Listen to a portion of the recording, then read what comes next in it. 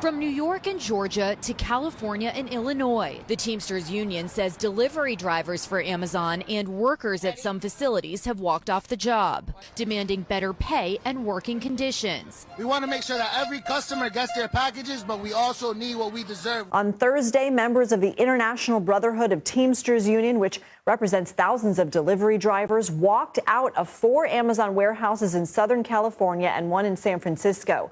Earlier this week, strikes were also authorized at facilities in New York City, Atlanta, and the Chicago suburb of Skokie. They didn't care about us. They didn't care. They didn't care about the well-being of. They was more worried about the packages being delivered. I had to sit there in agony and pain for 2 hours till someone came to get the packages. While Amazon workers and Teamsters members strike across the country for the dignity they deserve, let's check in on Jeff Bezos.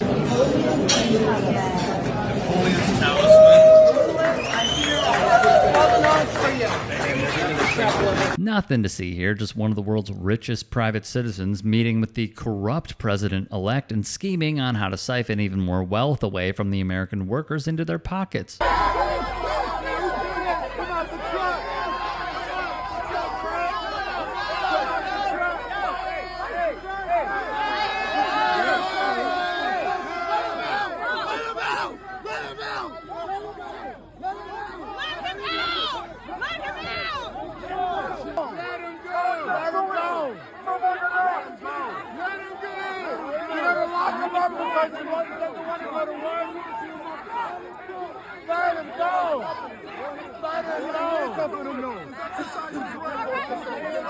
In 2 disturbing videos captured by Jacobin labor reporter Alex Press from the picket line in Queens, New York PD officers arrested Amazon driver Holgerson Cardenas, who tried to join the strike after showing up to work, not realizing it had already begun, and when he refused to drive through, the workers surrounding his truck, per the NYPD's commands, they snatched him out of it and placed him under arrest as the crowd demanded his release.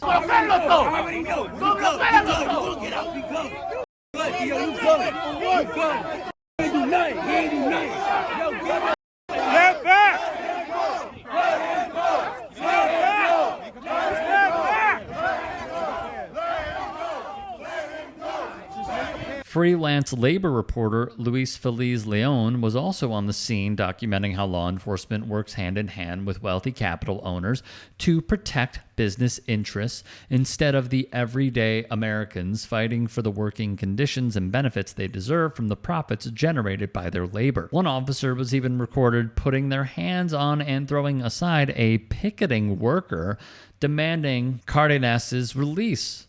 That shows you all you need to know about who the police are truly serving, but we can keep going. Officers joined Amazon's union-busting efforts further by forcibly breaking the picket line and allowing scabs to leave the facility, potentially violating labor laws in the process. When you hear people say the police are class traitors and view themselves as better than the rest of the working class, this is exactly what you should think of. Solidarity with unions shouldn't suddenly stop once you go outside of your own union. But the culture the police unions have cultivated over the years reinforces the false notion they are above the law and thus don't have nearly the same level of class consciousness as other unionized industries. You are ordered to leave the roadway and utilize the available sidewalk. If you do so voluntarily, no charges will be placed against you.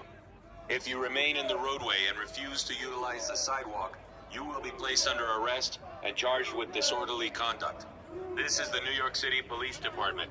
You are unlawful. And nothing says that more than this dystopian message the NYPD played later in the day.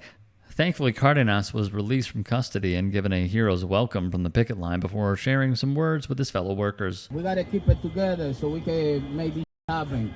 That's the only way we're going to make it happen. Yes, whoever don't want to be here, keep it moving. That's so. We got to be up.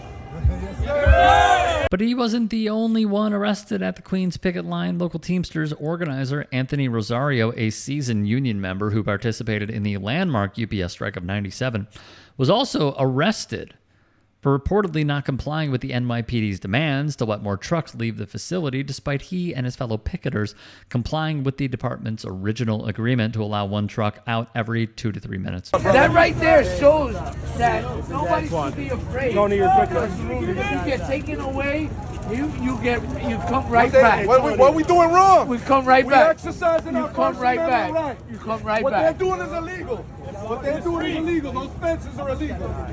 Be negotiating in good faith with these workers at the bargaining table. They refuse to. So we're going to continue to exercise our rights. Right now, what the cops are doing is unlawful, and I was unlawfully arrested. Please show Luis Feliz Leon and Alex Press the praise they deserve for covering this historic moment and giving all the necessary insight to see what's really happening on the ground.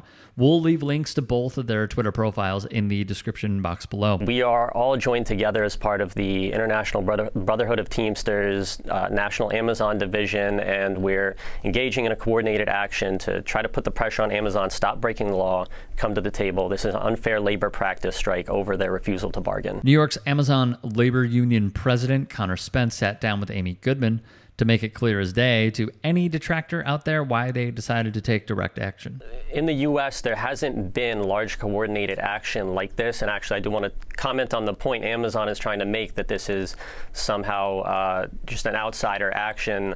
You can go to any one of these picket lines where the workers have walked off the job and see that's not the case.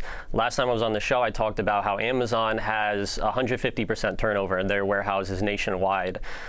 Something like this, organized on this scale, has to be internal, has to be worker to worker, it has to come from the inside. The idea that this could be done by outsiders is just ridiculous on Amazon's part. It's really a narrative I think they want to push so that other workers who are not yet organizing don't see this and become inspired that they can also fight to change their conditions. Amazon, Starbucks, and every other massive anti-union corporation all exploit and feed on the fear and insecurity workers feel when their jobs and livelihoods are threatened. And so these companies can keep their workers complicit with their current unjust working conditions. Back in the day, you had to hire Pinkertons or other mercenary groups to instill that fear. Now, capital owners have not only their local police forces, but the entire law enforcement and legal apparatus to instill fear and complicity among the working class. Look no further than this laughably dystopian image captured by Alex Press. Or the contrast between this shot of Cardenas and Luigi Mangione, who was perp walked in New York City while the strike was going on, looking like the Joker to signal to anyone watching that state will not tolerate any violence toward value members of society like healthcare CEOs, but will happily participate in inflicting violence upon workers just trying to improve the material conditions they are living under. If you can and are willing, please become a paid member here at TYT Sports.